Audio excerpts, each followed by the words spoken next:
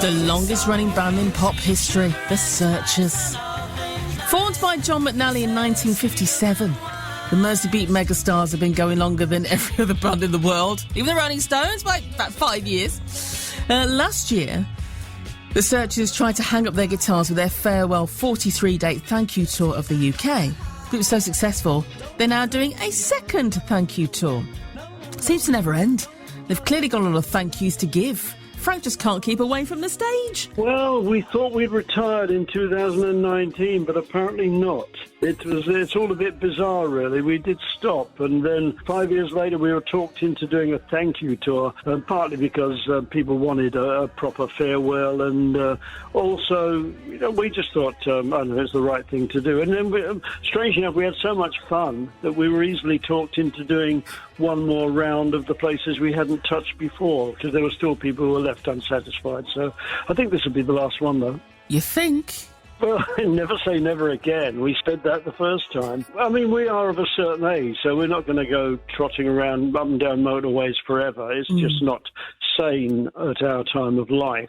But if someone came up with a special one-off show, I suppose you have to consider that. If someone came up and said, would you do another Royal Variety show, then we'd say, oh, yes, let's get the band together and do it. Things like that.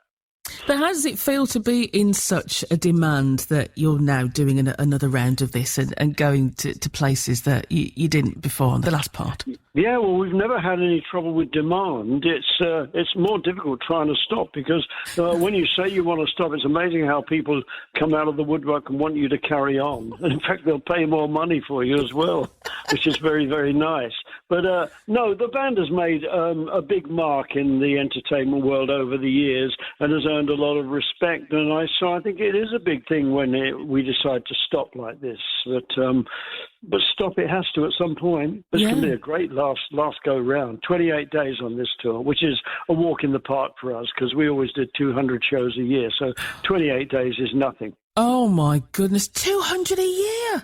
Yeah, we did that virtually every year for the last 20 or 30 years. I counted them up one year because I read in a newspaper or something that the Status Quo were the hardest working band in the business because they'd done 40 arena shows or something. I thought 40? God, it's not worth getting in the car for that. And I went through my diary and counted up the whole lot, and that year we did 198 shows.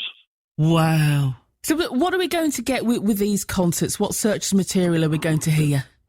Everything we can possibly throw into the mix that has something to do with our history. In other words, you're going to get most of the hits, all but a few, I think.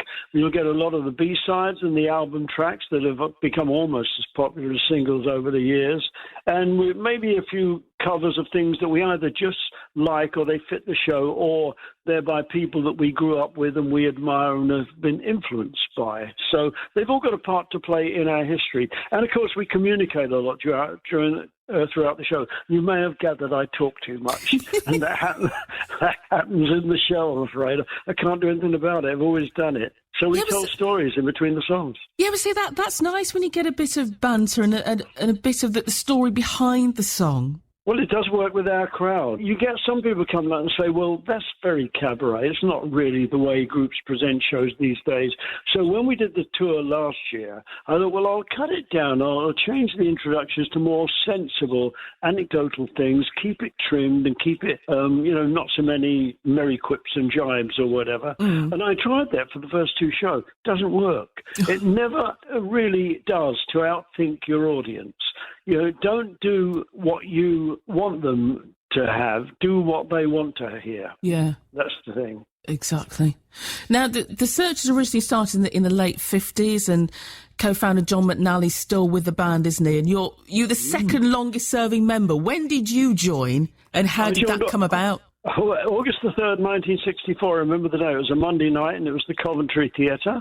And what happened was, I'd previously been a member of Cliff Bennett and the Rebel Rousers, and like a lot of the other bands from London and from Liverpool, we went to play at the Star Club in the middle of 1962. It's a fantastic place. I mean, that was just a very memorable experience.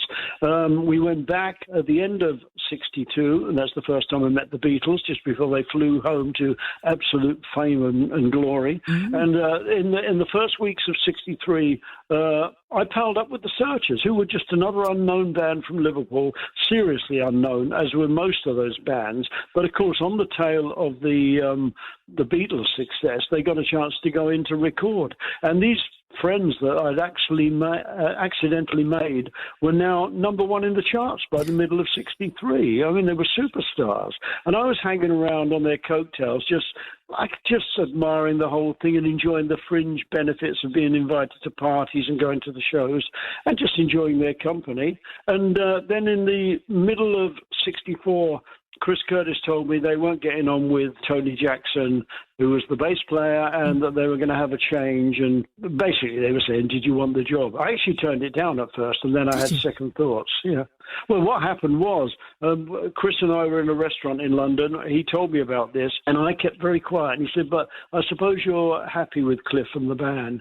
I said, well, Brian Epstein's just signed us, and I don't really feel that I want to rock the boat for him in case it causes any trouble. And Chris said, well, I think it might, so don't know. Anyway, we said no more. And about a week or two later, we were on a tour of Ireland, and I was walking down the street. I don't even remember what town it was in, with our sax player, a guy called Moss Groves from the Midlands. And I hadn't told any of the band about this offer, but for whatever reason, I opened up to him. And he stopped in the middle of the street, turned around and said, you've been offered a job by one of the most important bands in the country and possibly in the world, and you've turned it down. Don't be so bloody stupid. Get on to them, get on the phone, tell them you want the job, and ask them if they want a sax player as well.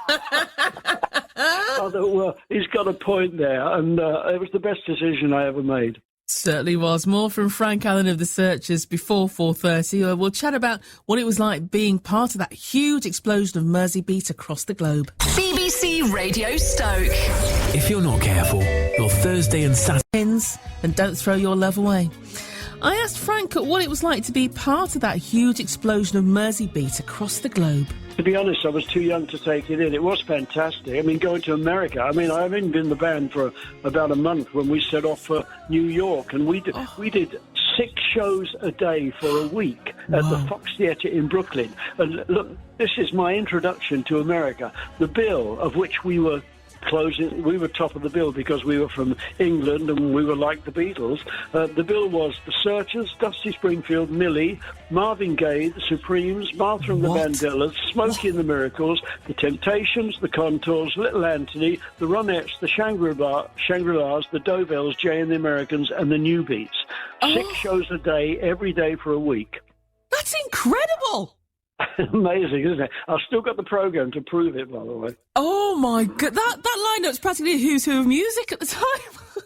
Look, if Marvin was still alive now, he would be filling arenas on his own. Yeah. I mean, the man was his own worst enemy, and he died too early. But he would have been, bigger than almost any of them now. He was amazing. But that was what I got myself into, and I was still astonished. I mean, I was a very insecure person, and I just stood in the background and looked, and I didn't know what to say to people. I remember being at the I think it was the Enemy Pole concerts in '65. It must have been, and the Beatles were ready to go on. Whatever year it was, I think they were going on to do Ticket to Ride, and we'd been on. I was standing by the side of where they were about to head onto stage. They were surrounded by this whole load of people, and then George looked up at me and waved and said, "Hi, Frank," and he came up and stood next to me, and he stood there until it was time to go on, and I couldn't think of a word to say. I was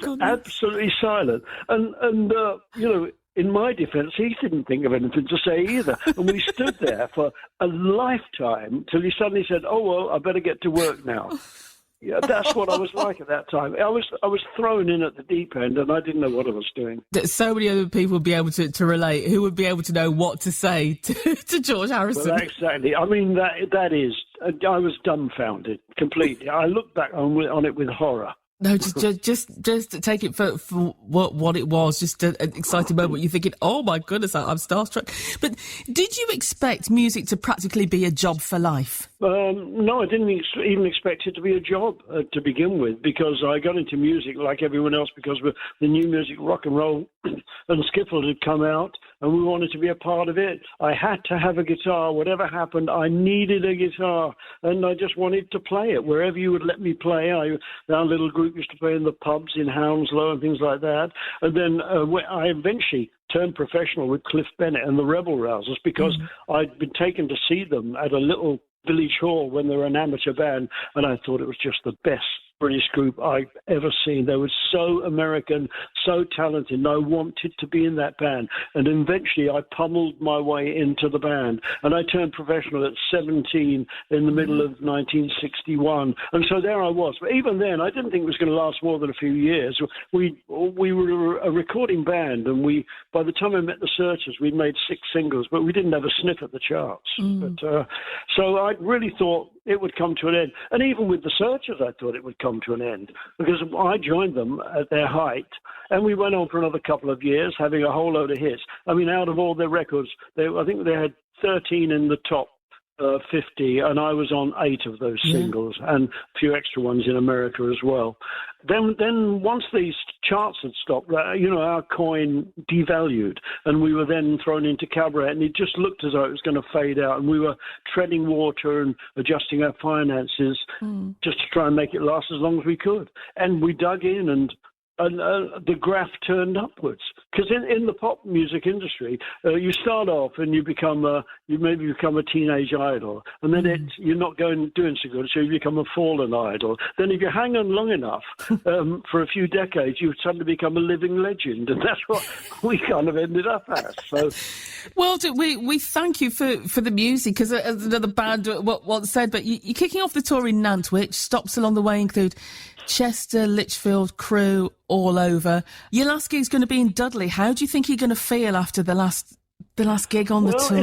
We're keeping it very low key this time, because we actually finished at Liverpool on the last tour. It was on June the 17th, I think it was. And the first time we tried to stop touring, we weren't really enjoying each other's company at that time. And we finished in Milton Keynes at the Stable, which is a lovely theatre, but it wasn't the big end we should have done. It wasn't in Liverpool. I think John McNally never got over that. So when we did the comeback tour, we made a point that we were finishing in Liverpool, at the Philharmonic Hall in Liverpool. And I've got to tell you, that was one of the greatest, possibly the greatest evenings we've had in our entire career. It was off the scale. The only way I can describe it as epic, and we'll remember that forever and ever. So when of course, we were on such a high, we allowed ourselves to be talked into this other run of dates.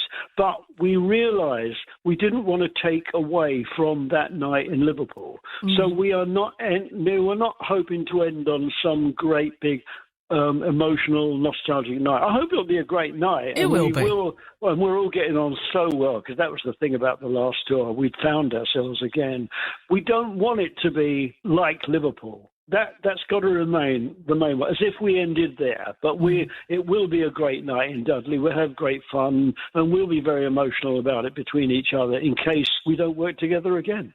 That was Frank Allen, a 60-year-long member of the Searchers. The group's second leg of their thank you tour stops in